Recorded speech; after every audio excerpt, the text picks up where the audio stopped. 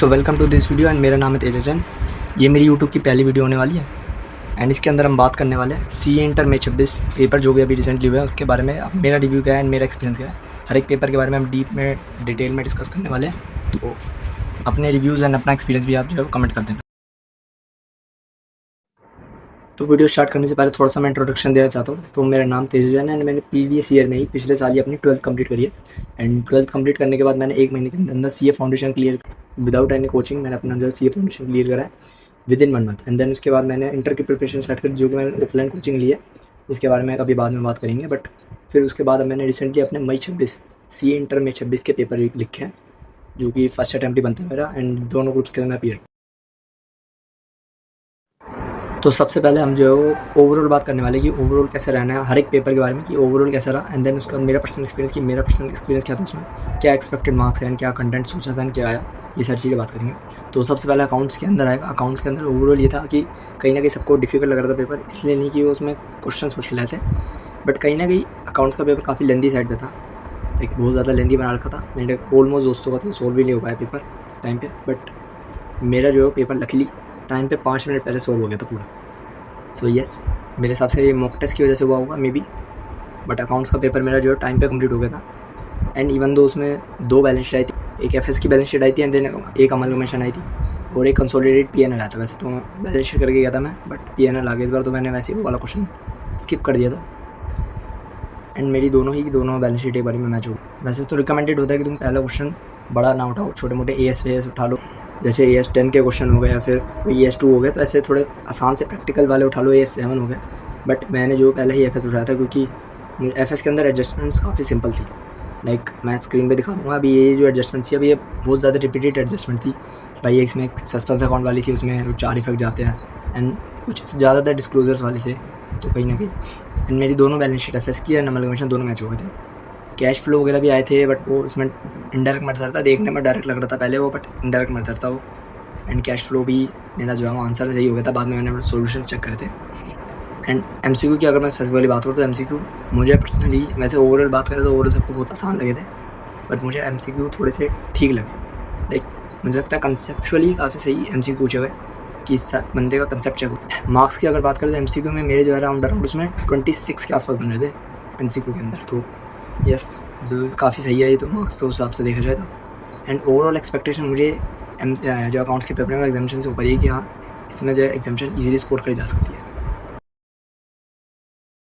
तो अब अकाउंट्स की बात, अगर लॉ की बात करें तो लॉ के अंदर MCQ वाला पोर्शन जो था वो कंपैरेटिवली ठीक था। मैं ये नहीं कहूँगा आसान था क्योंकि हो सकता है आसान ना लगे कुछ होगा, बट मेरे हिसाब से मीडियम था क्योंकि अब लॉ के अंदर तुम इतने MCQ एक्सपेक्ट कर सकते हो क्योंकि सितंबर 25 का जो पेपर था उससे तो काफ़ी ज़्यादा आसान थे। मैंने सॉल्व करा था सितंबर 25 का भी पेपर एंड उसके भी MCQ थे तो डिसेंट ही, बट बहुत ज़्यादा लेंदी केस स्टडीज़ थी। बट इसमें तुम डायरेक्ट जो है डिस्क्रिप्टिव की बात करें तो डिस्क्रिप्टिव वाला पोर्शन मुझे पर्सनली ठीक लगा। ऐसा नहीं है, मैं ये नहीं कहूँगा कि आसान था मीडियम था, बट मुझे पर्सनली ठीक लगा। एंड ओवरऑल जो हम जितना मेरे को पता चला है बाकी और की रिव्यू वगैरह से, तो ओवरऑल वो पेपर आसान था। जैसे इसमें सबसे पहला क्वेश्चन है हमारे पास सेक्शन 8 कंपनी एंड OPC के बारे में पूछा था, तो ये तो काफ़ी आसान था, डायरेक्ट क्वेश्चन था। इसके अलावा स्वेट इक्विटी के बारे में पूछा गया था एंड बहुत सारी चीज़ें थी। जैसे हमारे पास एक वॉलंटरी रिवीजन आता है, उसके अंदर क्या कंटेंट आता है, ये थोड़ा मुझे लगा कि हाँ हो सकता है बच्चे छोड़ गए हो, बट ये भी था तो थ्योरेटिकली। फेमा का भी जो रेगुलर क्वेश्चन आता वही था कि भाई अदर देन इंडिविजुअल के लिए जो है वो ट्रांजेक्शन्स कौन सी अलाउड है कौन सी नहीं है, भाई बड़ी चीज़। डिपॉजिट्स का क्वेश्चन भी था। डिपॉजिट्स के अंदर, डिपॉजिट्स का मतलब मैं करके आया था लास्ट टाइम पे, मैंने देख लिया था लास्ट मिनट में एंड मुझे पता था इसका आंसर, बट मैं करा नहीं। डिपॉजिट्स का मैंने एक क्वेश्चन अटैम्प्ट करा था, उसमें रेट वाला कि कम रेट पे वो करना पड़ेगा, हमने प्री मैच्योर रिपेमेंट वाला, एंड उसमें भी एक थोड़ा सा करना गया अनएक्सपेक्टेड एरिया था, बट मेरे को आता था वो चीज़। बट स्टिल मैं उसके अंदर इंटरेस्ट की कैलकुलेशन गलत करी है क्योंकि मैंने मंथ वगैरह का ध्यान नहीं दिया उस समय, तो इंटरेस्ट की कैलकुलेशन गलत हो गई। बाकी इसमें एक चार्जेस वाला क्वेश्चन था। चार्जेस के अंदर पेनल्टी पूछ रखी थी 86 वाली, एंड जो पेनल्टी तो मुझे इवन तो मैं 2-3 बार याद करके आया था बट सिर्फ भूल गया था मैं, तो चार्जेस की पेनल्टी मुझे हुई नहीं, तो मैंने नॉर्मल कंक्लूजन लिख दिया था विदाउट पेनल्टी। अब पता नहीं उसके मार्क्स मिलेंगे नहीं मिलेंगे, बट लेट्स सी। सो बाकी अगर देखा जाए तो ओवरऑल मुझे MCQ के साइड पे जो है 20+ से मतलब 20 to 24 की एक्सपेक्टेशन है। एंड बाकी डिस्क्रिप्टिव में भी अगर मैं वोट्स के सिनेरियो भी लेके चलूँ तो स्टिल मैं जो 20-35 के आसपास 20-25 के आसपास बन जानी चाहिए। ओवरऑल एक बार फाइनल कंक्लूजन दूँ तो मुझे लॉ का पेपर मीडियम लगा, ऐसा नहीं कहूँगा आसान था ये भी मुश्किल था। मुश्किल इसलिए नहीं कहूँगा क्योंकि सितंबर का तो ऑलरेडी मुश्किल आ गया था एंड जनवरी का भी कंपैरेटिवली ठीक था, तो उन दोनों के कंपेयर में थोड़ा सा ईजी साइड पे था। एंड अब अगर फाइनल पेपर की बात करें ग्रुप 1 के अंदर, तो उसमें टैक्स का पेपर आया था, तो टैक्स का पेपर तो बहुत ठीक लगा मुझे। लाइक वो एक लेंदी, मतलब लेंदी भी था, काफ़ी ज़्यादा लेंदी, बहुत ज़्यादा ही था एंड हार्ड भी था, थोड़ा डिफिकल्ट भी था। मतलब ऐसे नहीं कहूँगा एडजस्टमेंट्स बहुत ज़्यादा मुश्किल थी या फिर एक्सपेक्टेड नहीं थी, एडजस्टमेंट्स वही थी जो नॉर्मल हो आती है। एंड बाकी कुछ तो तुम नहीं एक्सपेक्ट करोगे, स्पेशली वो पहला क्वेश्चन, मतलब टोटल इनकम का जो पहला क्वेश्चन होता है उसमें तो कहीं ना कहीं नया एडजस्टमेंट आनी होती है एक ना एक। तो इसमें भी कुछ कैपिटल गेन वगैरह डेप्रिसिएशन की एडजस्टमेंट थी, बहुत पता नहीं, मुझे समझ ही नहीं आई थी वो ज़्यादा। स्टिल मैंने डेप्रिसिएशन वगैरह निकाल दिया था, बट मेन चीज़ में टाइम कांस्टेंट आ गया था कहीं ना कहीं, क्योंकि टाइम की काफ़ी कमी पड़ जाती है टैक्स के पेपर में। अब लाइक मैंने जो है पहले जीएसटी स्टार्ट करता है, जीएसटी के अंदर पहले जीएसटी करता था, देन उसके बाद थोड़े एमसीक्यूज करे एंड देन 2-3 जीएसटी के क्वेश्चन होने के बाद फिर मैं इनकम टैक्स पे आ गया था। उसमें मैंने रेजिडेंशियल स्टेटस वाला करा था, वो तो आसान था क्वेश्चन, उसमें भी शायद मैं कुछ गलती करी हूँ, शायद मैंने रिजीम गलत देख ली, बट उससे मुझे लगता नहीं बहुत ज़्यादा फ़र्क पड़ेगा क्योंकि रेजिडेंशियल स्टेटस में उसमें रिजीम का कुछ फ़र्क नहीं आता। बाकी इसके एमसीक्यू के अंदर कहीं ना कहीं वैसे सारे एमसीक्यू सही थे, पर एक स्लम स्लेट वाला क्वेश्चन था, अब पता नहीं उसमें कुछ कह रहे गलत है, कुछ कह रहे सही है। मेरा तो आंसर ऐसे भी नहीं आता क्योंकि इसमें तो लैंड की भी 2 वैल्यू दे रखी थी, नीचे 1200 लिखा हुआ था, ऊपर 2500 और रिवैल्यूएशन सब 500, तो फिर भी 800 रुपये का फ़र्क आता एंड 800 रुपये का फ़र्क भी वो फिर पता नहीं कहाँ पे था।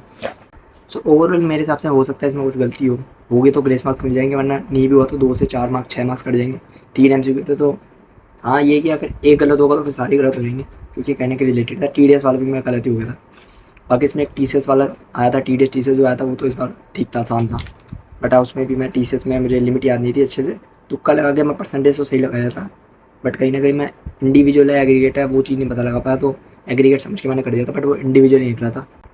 बाकी ओवरऑल जीएसटी का पोर्शन की बात करें तो जीएसटी का पोर्शन कंपैरेटिवली आसान था, ठीक था, लाइक उसका पहला क्वेश्चन भी ठीक था। उसमें टैक्स के अंदर भी टोटल अराउंड मुझे 50 के आसपास एक्सपेक्टेशन है तो सही, बट मुझे लगता है अगर 40 भी आ जाए टैक्स में तो इनफ है क्योंकि एग्रीगेट तो अकाउंट्स बना ही देगा।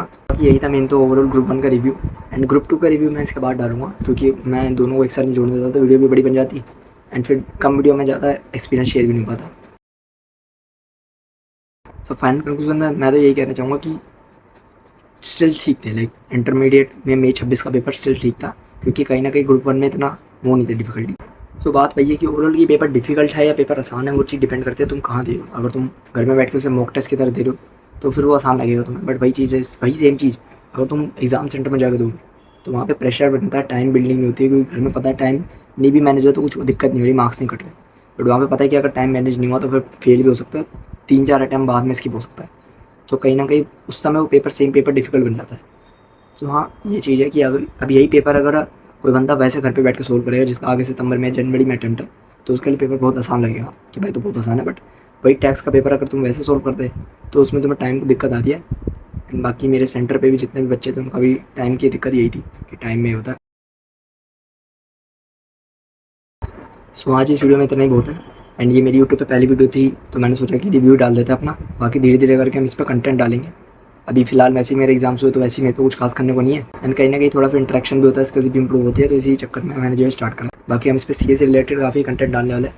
फिलहाल इसके बाद मैं सोच रहा हूँ कि ये ग्रुप 2 के डालूंगा एंड देन उसके बाद फाउंडेशन के बारे में थोड़ी बात करेंगे क्योंकि मैं किस तरीके से मैंने फाउंडेशन क्लियर कर रखी जल्दी बिना किसी कोचिंग बिना किसी चीज़ के।